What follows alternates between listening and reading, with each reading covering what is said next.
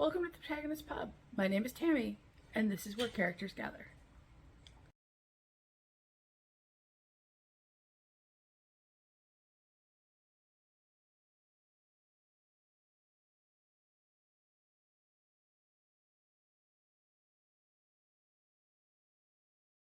This is my Monday morning wrap-up of what I read last week. First, let's start off with the bad. I did DNF 3 books this week. First, I will put here, it will be The Wolf Den by Elodie Harper. It was a library book. It was an ebook. It is set in Pompeii in a brothel. And it follows the she-wolves, aka the prostitutes, that live in the brothel. I got about 50 pages in, maybe. Didn't like the characters. Didn't like the story. Well, that's being generous. There was no story within 50 pages. All of the characters were just dislikable, were unlikable. Not just the abusive slave owner of the prostitutes. The prostitutes themselves were unlikable. It was just a miserable, unnecessary read. I had better things to do with my life. So, DNF'd it, returned it, will not be continuing with the rest of the trilogy. And I know the book gets a lot of praise. I know a lot of booktubers really enjoyed it. I am not one of those booktubers. If you're interested, I will put a link down below, but it's a hard pass for me. The next book I DNF'd was Fortune Favors the Dead by Stephen Spotswood. Also a library book. I know in my first video I was looking forward to it. That quickly changed by the end of chapter 2. And it is set, the first 2 chapters or so are set during World War II. And the rest of the story occurs in post-World War II New York City. The author is more concerned about meeting quotas, being politically correct, than setting the atmospheres that would have existed in post-World War II New York City. For example, no woman in post-World War II city was running around calling herself Miss this and that. And yet, in this book, every woman is a myth. It's just odd. The protagonist is an androgynous female who he clearly wants to write as something else, but that seems to be his compromise, is an androgynous female. And she's just unlikable. There's absolutely nothing about her that says, hey, continue to read my story. And I just, less than 50 pages in, I said, nope, better things to do with my time. Moved on. Will not be continuing that series either. The next book, and last book I DNF'd for the week, was a surprise.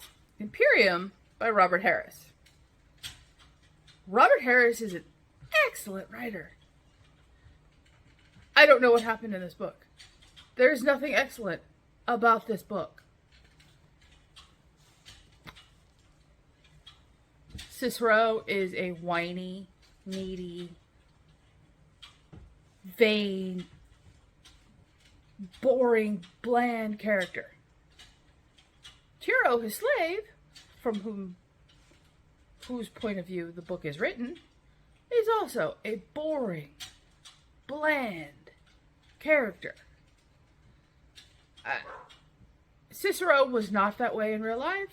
In real life, Cicero was anything but bland. He was larger than life.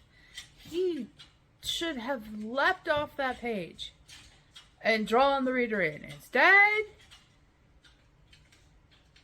he is turned into a character of himself, but that's not what caused me to DNF the book. It helped, but it wasn't the main cause. The main cause, the book takes place when the Senate is at the height of the nobles having the power, and the Tribune, which is a separate quote-unquote governing body run by the commoners, is at the lowest point in power. And Pompey and I forget his name, Crassus, are both putting down rebellions in different parts of the empire. Pompey comes back first. Crassus puts down the Spartacus rebellion. And along the way, for 600 miles, he crucifies rebel slaves every 117 steps. So he crucifies 6,000 people. And this is fact. This isn't fiction in the book. And Harris says he used nails to crucify people. There is no archaeological evidence for that. In fact, Harris makes a point of saying he crucifies the slaves after the bulk of the remaining slaves have moved forward. So he crucifies behind the column of marching slaves towards Rome.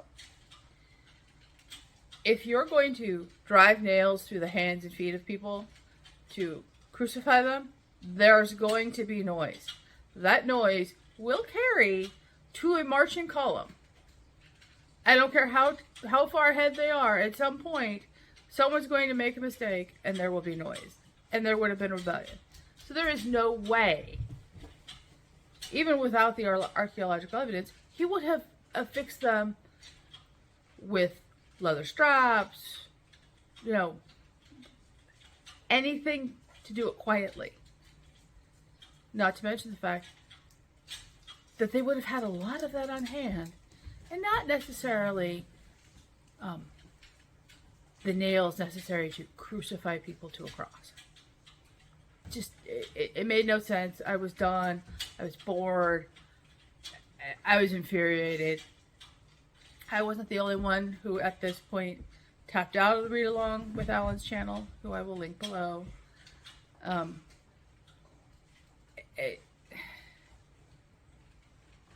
It was frustrating, and I was disappointed with Harris. I'm not gonna lie, I was disappointed. And if you hear some grumbling in the background, our two puppies are currently playing. And they're very happy girls. So, what else did I read this week? I finished, put right here, A Date with Malice by Julia Chapman. It is the second in the Delilah and Samson mystery series. And it follows Samson, who is a suspended London detective. A suspended London detective who now runs the Dale's Detective Agency. And Delilah, who owns the Dale's Dating Agency. And both companies, you notice, are abbreviated DDA. And they are housed in the same building. As you can imagine, there's a lot of confusion between potential customers. The mystery is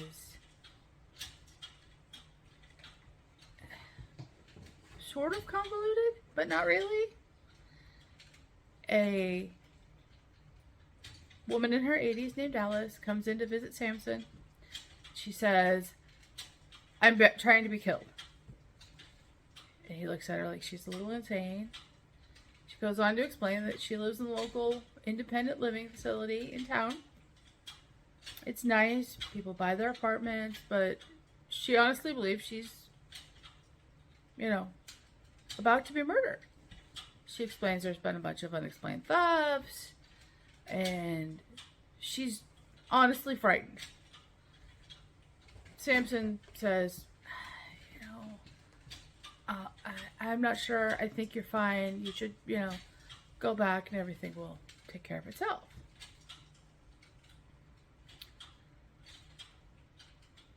Alice leaves. Samson accepts another case.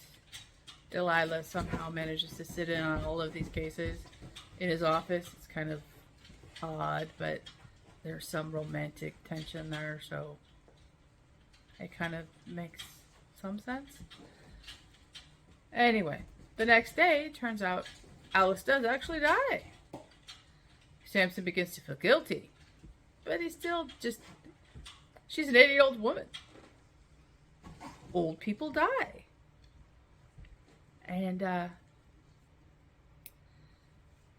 he continues to pursue the other case, which is recovering a prized ram for a local farmer. And then more and more incidents begin to happen at the independent living facility. Turns out that's where Samson's dad lives too. They're on very bad terms. Eventually he realizes that maybe, just maybe, Alice didn't die of natural causes. Turns into a caper with the old people and Samson and Delilah. It was overall a decent book, but it left the reader with a lot of questions at the end of it. It was clearly meant to be the lead-in for the next book in the series, but it left the reader with a question on the status of Delilah's dog, and it was just irritating. Now, this is the only book in the series my library has. The books themselves are available on Amazon, but for paperbacks, they are on the pricier side. And I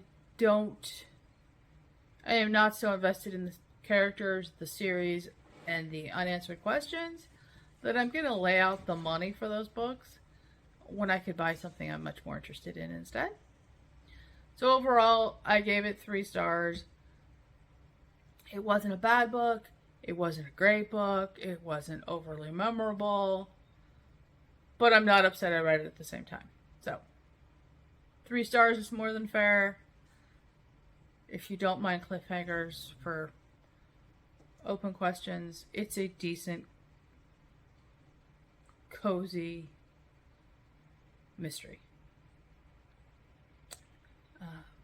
Next up are 2 books I read on my Kindle. First one is here, or will be here, and that is In for a Penny by Kelsey Browning and Nancy Nagel. This is the first in the series, and apparently I bought it when it released back in 2020 and then probably forgot about it. It got lost in my Kindle. Discovered it when my husband got me a late Christmas gift and got me a paperweight. This was a completely charming book. It is set in Georgia, and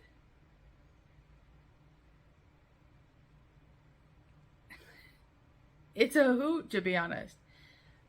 The book opens and you're following this lady named Lillian, who is the town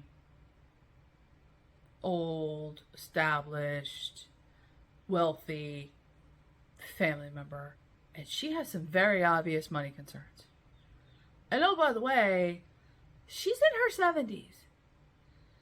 And she's a widow. Her husband has died about 5 years previously. And she's at the pawn shop pawning the last of the valuables in her house to meet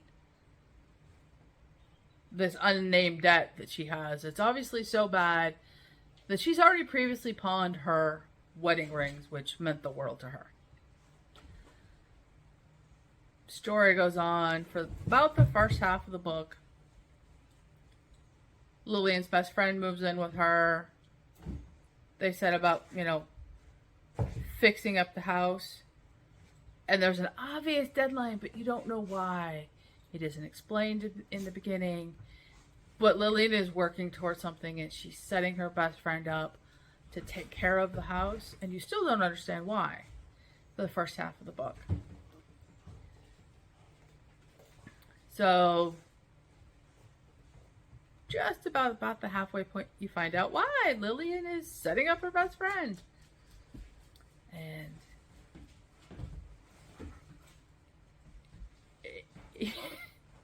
you shake your head, but you learn. And so, Lillian is now becoming a side character to some extent. And her best friend, whose name escapes me, I cannot remember for the life of me, is alone in the house.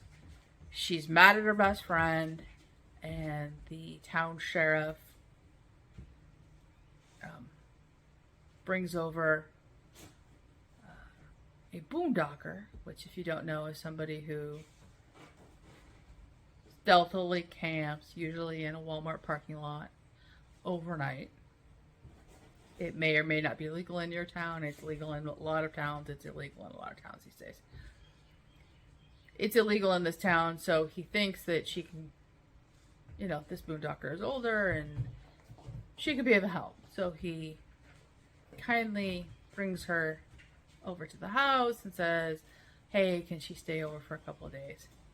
Her name is Serendipity. They call her Sarah. And she's welcomed in with open arms. And she helps out. That's great. And then the sheriff has another lost body. He says, hey, my former mother-in-law's in town. Can she stay with you? And by this time, he knows there's something up. He can't, Lillian hasn't been seen in weeks. Nobody can explain why. So his not his former mother-in-law, I'm sorry. It's the mother of his former best friend whom he's in love with. And he sends her in to spy. Her name is Abby. Well, Abby gets along with Sarah and Lillian's best friend like, peas in a pod. And they set out to solve Lillian's problem. And what results is the resolution of the mystery of what happened to, why Lillian is where Lillian is. And they save a bunch of, senior citizens in the town. It is lighthearted. It is humorous. All of the protagonists in this book are over the age of 60, maybe 50. They're not skinny, they're not fat, they're not, super athletic.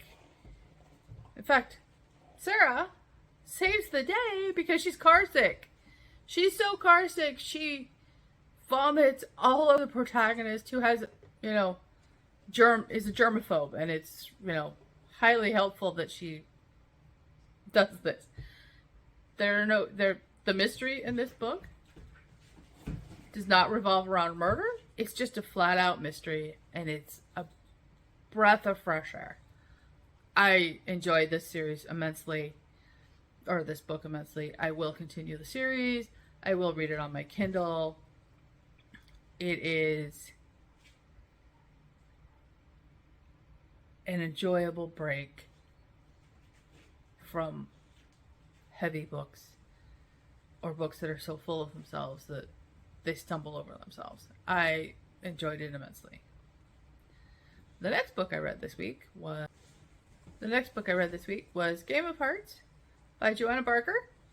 I loved this book. It was a breath of fresh air. It was a Regency romance. I'm guessing that's the time frame. It is an enemies to friends romance. And it is a completely unique setting. It is completely charming. It was so very well done. I want to read everything she has written. The romance is secondary. It's there, you know it's coming, it's inevitable. It's the character development and the unique story setting. The female characters are likable, they're funny.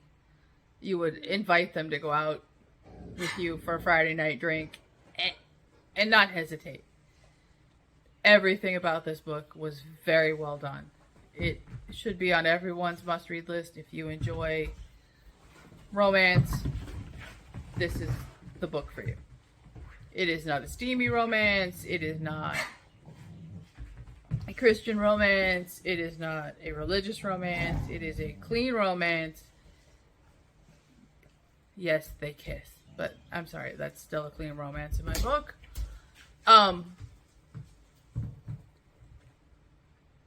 And you will just smile by the end of it. You are so happy with the way the character was developed, character development went, how the romance went, that there is absolutely nothing about this book I would change. It was an easy 5 stars.